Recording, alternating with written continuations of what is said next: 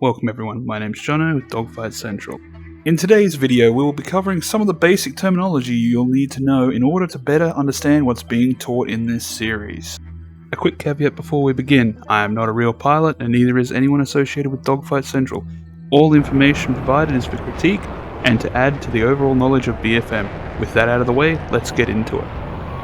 Dogfighting is simply described as close quarters combat within visual range of at least two opposing aircraft.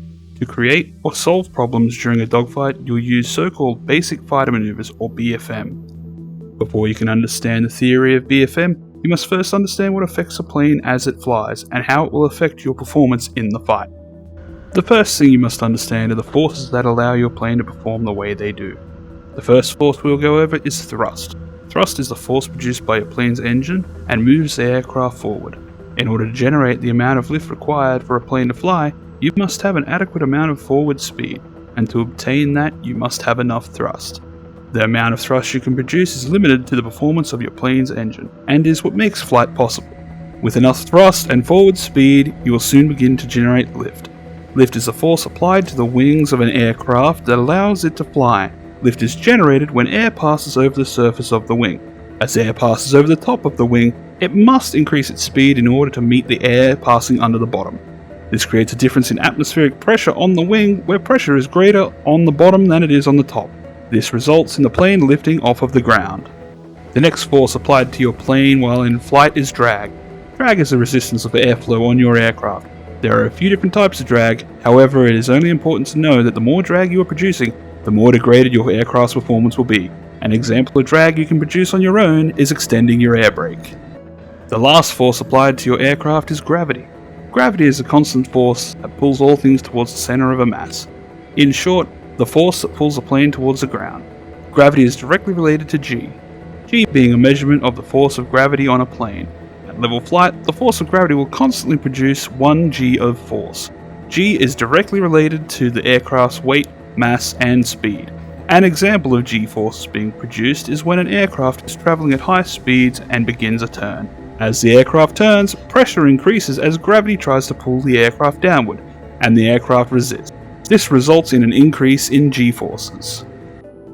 In physics, there are two types of energy. In a dogfight, the amount of energy your plane has will drastically affect your performance. The two types of energy to understand are kinetic energy and potential energy. Kinetic energy is the amount of speed your plane can produce on its own. It is equivalent of the amount of airspeed that you are traveling or maneuvering at. An example of this is when you're at level flight at 400 knots, you have a kinetic energy state of 400 knots. Potential energy is different. Also referred to as energy potential, potential energy is a stored energy in the form of altitude. An example is if your aircraft is traveling at 400 knots, but you are 10,000 feet in the sky. You can use your altitude and convert it into more kinetic energy. If your aircraft is capable of producing 300 knots of airspeed after diving 10,000 feet, then you have a potential energy state of 300 knots. The easiest way to think about it is like money in a bank. Kinetic energy is what you have in your checking account. It's what you can spend at any given time. Potential energy is what you have in your savings. It is energy that you have available, but must cash in on. With these forces now understood, the next thing you'll need to be familiar with is angle of attack or AOA. AOA is the difference between the direction your aircraft is traveling and the direction that the nose of the aircraft is pointing. It is important to understand AOA, because the more AOA you pull, the more difficult it becomes for your wings to produce lift. Too much AOA will result in a stall.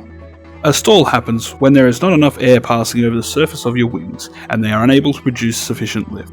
If your airspeed is too low, or if you exceed your aircraft's limitations on AOA, you will find your aircraft's ability to perform and turn severely degraded, or it becomes entirely unable to maneuver.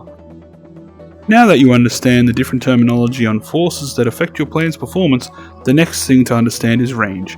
When we talk about range, it is simply the amount of space between yourself and your opponent's aircraft. As the series continues, the importance of range will be made clear. Aspect is the difference measured in degrees between the tail of your opponent's aircraft relative to your aircraft. This is measured from 0 to 180 degrees. 0 degrees being directly behind the opposing aircraft, and 180 being directly in front of the aircraft. Here's an example. If you are behind an aircraft and 45 degrees to the right, then you are 45 degrees right aspect of your opponent. Next is closure. Closure is the rate at which you are closing distance between yourself and an opposing aircraft. In order to have closure, you must have range, and the rate at which you close the distance between yourself and an opponent is determined on your speed and aspect. An easy way to remember closure is by how quickly you are approaching an opponent's aircraft. So far we have gone over the physics of flight and how they affect your aircraft.